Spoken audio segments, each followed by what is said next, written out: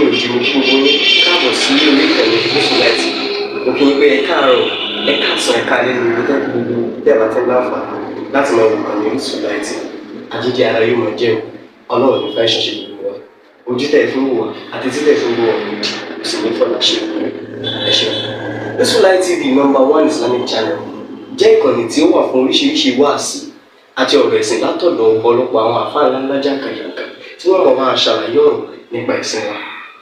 Ní báyìí, ẹ bá mi subscribe sórí Yusufullahi TV kí ẹ̀yin máa jẹ́ ọ̀pọ̀lọpọ̀ gbádùn àwọn fídíò táwọn lọ fi síbẹ̀ lónìí ọ̀rọ̀. Ẹ bá mi like kí ẹ sì bá mi subscribe,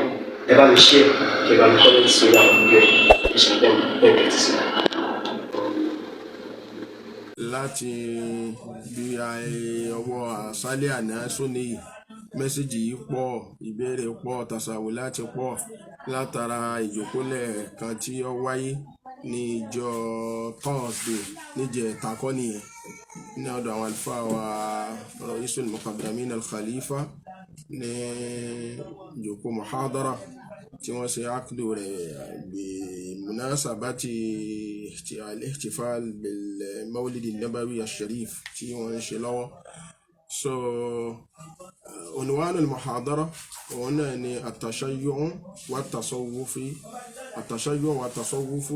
بين الائتلاف والاختلاف. بين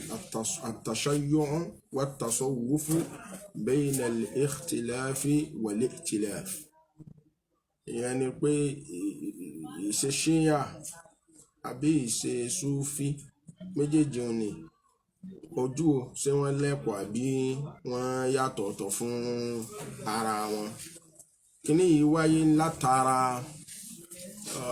pé bí wọ́n ṣe máa ṣe muhadara ní ọdọọdún nìyẹn bí munasaba al-ihtifal bil Mawlid an-Nabawi al-Sharif.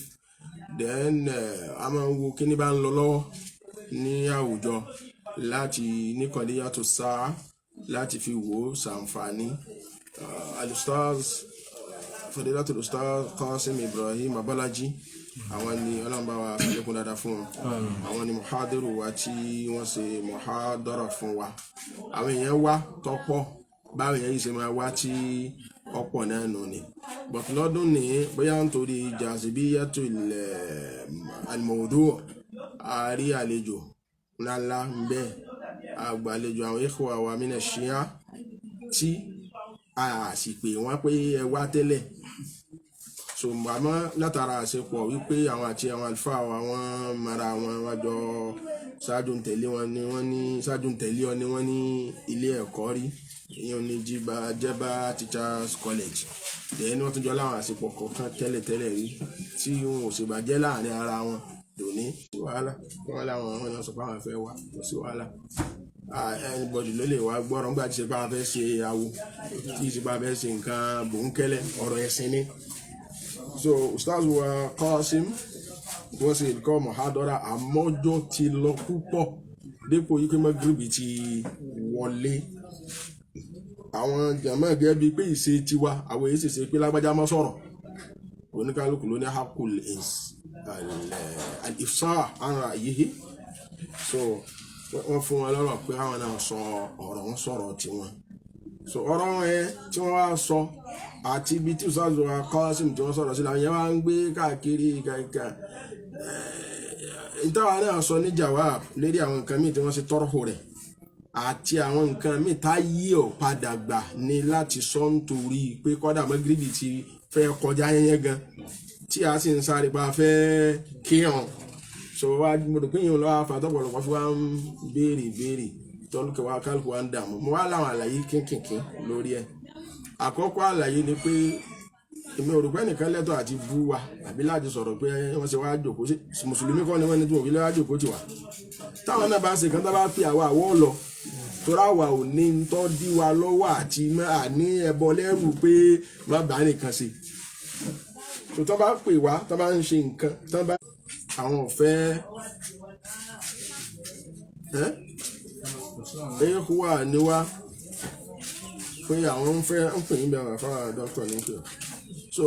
pé gbogbo aná wà níwá àwọn ń fẹ́ àwòjúhò àtàkọ́rù wàtàámùrì bá ṣe bára wa lò dáadáa tá a sì bára wa ṣe so àwọn wò pé táwọn bá gbọ́rọ̀ tiwa pẹ̀lú tàwọn náà tó bá ṣe àwọn ni wọ́n wí bẹ́ẹ̀ èyí tí wọ́n sì wí wọ́n jẹ́ tuntun gẹ́gẹ́ bí tí mo fi safety tahiya jawabu mi lérí ọ̀rọ̀ wọn jọ yẹn wípé ààrí min ulamai ahli sunna tí wọ́n ti ṣerú ẹ̀ rí ẹni tó ṣáájú táwa mọ̀ ní àsìkò tiwa yìí tó ṣerú ẹ̀ òun náà ni fadilatu sheikh al-allama Yusuf al-Qaradawi rahmatullahi alayhi àwọn náà ṣe sááyù níbo jẹ́ pé gbogbo náà sáwọn mùsùlùmí ni wọ́n àti lájọ ń kírun so wọ́n ṣe sááyù láti pé ìdá náà wípé nata'awanu fima ittafaqna alayhi wa ya'dhuru ba'duna ba'dan fima ikhtalafna fihi mùsùlùmí ni wá a lè jọ ṣàṣepọ̀ lébi tó bá jọ pawápọ̀ a dẹ̀ fúnra wa ní excuse lébi tá a bá jọ ní ìyapa ẹnu sísọ èmi ò tí ìra burú mi kí àfọ wa mi ò sì tí ìra burú mi ká fún ẹ lọ́rọ̀ sọ tí wọ́n wí ra wá gbà àbí pé àwa níbẹ̀ lórí so èyí kò sí láì fi ń bẹ̀ wọ̀ èyí ń bá kàn èyí ń bá wọn. ẹlẹ́ẹ̀kejì ni pé àwọn tí wọ́n máa ṣe nẹ́kìlù akhbar ẹ jẹ́ ká máa bẹ̀rù ọlọ́run gbogbo ẹ̀yin tẹ́ sáré ń pọ́n kínní káàkiri àti ní Facebook àti orí kí náà ń pè WhatsApp TikTok ẹ̀yin wọ́n sọ báyìí nìkan nígbà tẹ́ ń gbé ọ̀rọ̀ àfà tẹ́ gbégbẹ̀yìn ọ̀rọ̀ Ustaz Qasim tẹ́ gbé tí wọ́n sọ láti bẹ̀rẹ̀ tẹ́ wá gbégbẹ̀yìn ọ̀rọ̀ wọn tẹ́ wá gbé fúlù ọ̀rọ̀ Sheikh Abdullahi Berende bẹ́ẹ̀ ti séhun náà àdúpẹ́ kí ló dé tẹ́ gbé táwa náà fọ̀ lésì lérí tí wọ́n sọ ìyẹn ni nǹkan bá fi pé tó tí mo jẹ́ pà àti àsìkò gbà wá láti rí èsì rẹ̀ fọ̀tán abẹ́nu káàkiri ọ̀rọ̀ ayé ẹnu tá a fẹ́ Islam ọ̀fẹ́ ara wa nífàkùnú ara wa fòsókù nìyẹn Al-Qur'an ní inja ya alladhina amanu in ja'akum fasiqun binaba'in fatabayyanu an tusibu qawman bijahala fatusbihu ala ma fa'altum nadimin so ọlọ́run ọ̀fẹ́ o ìyẹn náà ǹjẹ́ fihi nassun ala wilayatihi wa darurati khilafatihi ba'da rasul sí ń sọ manaqibu ni ọ̀pọ̀lọpọ̀ àwọn àhádìsù ní táwọn ọgbọ́n ń sọ manaqibu pé ipò báyìí ọlọ́run fún nípò báyìí bó ti sọ tẹlòmíì náà ní àwọn sàhábà tó pé tá a bá gbọ́ tòun náà mi ò ojú àìsìkò ń tá a fẹ́ sí ẹ̀mọ̀ pé ó pàtàkì ní ọ̀jẹ́ mi ò sí láti máa sọ kò lálàáfíà o lọ́dọ̀ tiwa ahlu sunnah kò ní àlàáfíà àdífún mọ̀ kọ́lá kìí ṣe pé dọ̀ yín fún mọ̀ òdún ni so nínú tí mo fẹ́ ná sọ lérí ń jọ yẹn tó ní so bí ẹ bá ní mọ̀ òdún nǹkan àṣẹwà sọ̀rọ̀ mí lérí àṣẹwà jọ sọ àmọ́ sọ yìí náà báyìí tí mo sì ní tí mo fi pè ní mọ̀ òdún ní ọwọ́ tí ti ṣe pé níṣe mọ̀ ṣe mẹ́yìn kì í ṣe pé gbàwọn ẹ̀ sọ́la ṣe mẹ́yìn alhamdulillah ara àwọn àdísù mi tọ́lá láàfíà àdísù fọ́lù sẹ́ni àlè mọ̀ sí wí o àméyí tí wọ́n mú wà ní pàlá láàfíà wàhálà fardiyati sihatihi wàhálà fardiyati qabulihi kájà alọ́dà fẹ́ gbà náà wájà awú bẹ́ẹ̀ kò ná sọ aláàkíní alá darurati khilafati innama yanussu ala fadlihi wa manqibihi so ìyẹn báyẹn ẹlẹ́ẹ̀kẹ́ nínú tí afẹ́ mẹ́nubà bákan náà ó ní ọ̀rọ̀ pé Ustaz wa Qasim ọlọ́mọ wa ṣe àlékún dáadáa fún wọn kí n tó lọ bẹ̀rẹ̀ kẹ́lìmọ̀ ṣíyà bóyá nítorí wípé iná àdáwà ṣíyà tàwọn àbí aláfàdíyà àdísù ń kọ́lá lábẹ́ apá ànábì lu kẹ́lìmọ̀ ṣíyà yẹn kò túmọ̀ sí pé ànábì tí wàá ná sọ báwọn àjọ kan bẹ lẹ́yìn tí wọ́n jẹ́ ṣíyà Al-Qur'ani lu kẹ́lìmọ̀ ṣíyà fi láìwà tọ́pọ̀ ó lòmbi tọ́ da ó lòmbi tí ọ̀ da so láwọn àyè tí Al-Qur'ani ti lò ó so kò túmọ̀ sí wípé ìyẹn wá túmọ̀ sí pé àwọn ṣíyà tó níyà báwọn alẹ́ náà jẹ́ kíni kí fara kó dínà wà káánú ṣíyà à ń kọ́ kó lù yéṣu mẹ́bí máa ládé ìfàyàhóòn so àwọn ìyẹn ò túmọ̀ rẹ̀ ò kẹ́lìmọ̀ ó lo kẹ́lìmọ̀ ṣíyà yẹn ò túmọ̀ rẹ̀ rárá la min qaribin wala min ba'id kájà tó wá sọ pé àdìsí gangan fúnra rẹ̀ gan tí ọ̀la àlàáfíà ni mo dún nìyẹn. So مع كل احترامنا للشيخ لا ننكر àwọn sínú àwọn tí wọ́n ń torí wípé wọ́n fẹ́ dìfẹ́ǹdì àwọn sọ̀hábà yòókù tí wọ́n wá sí bákásù huquqi ahlil bayt àwa mọ ahamiyatu qimati ahlil bayt àwa mọ̀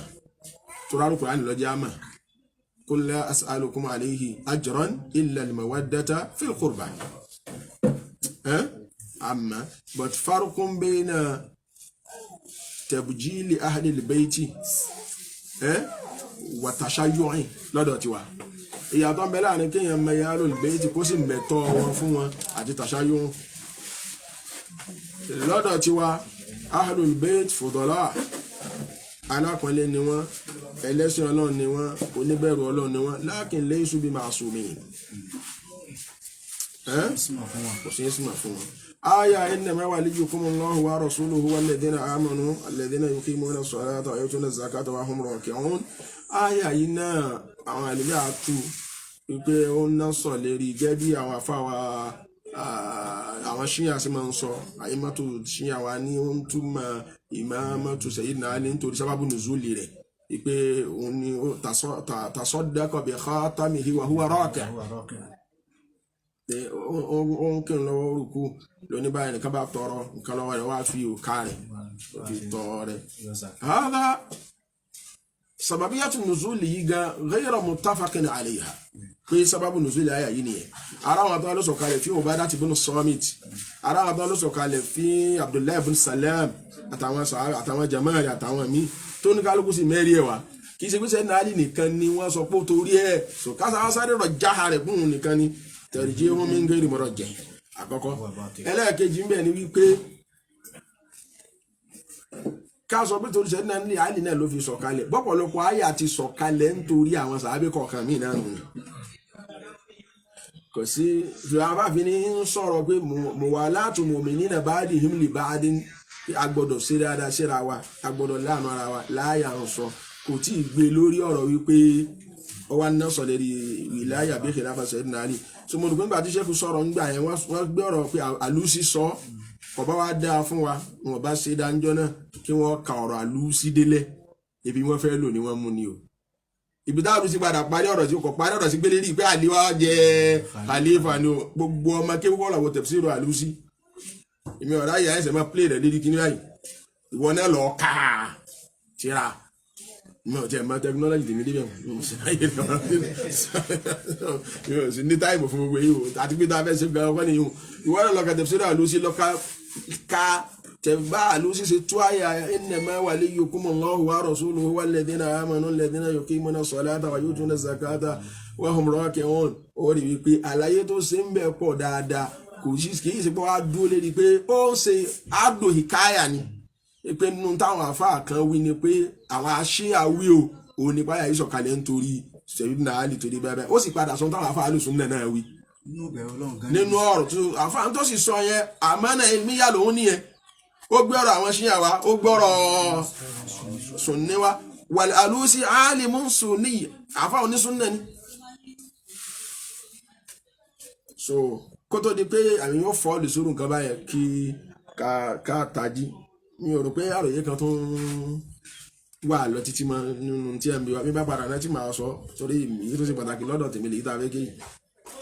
Ulumul Ala yìí ni púpọ̀ àti yanjú ẹni sọ ọlọ́run sàmọ́nà gbogbo wa tọ́lọ́mùbá padà ní rántí àmọ́ sọ ẹ̀yìn náà bá ṣe rántí bí akókó mi kú ẹ̀yìn tẹ́ ẹ̀jẹ̀ ń gbádùn àtàwọn onípípé kẹ́ẹ̀bí sọwọ́ sí wa ìyẹn báwọn náà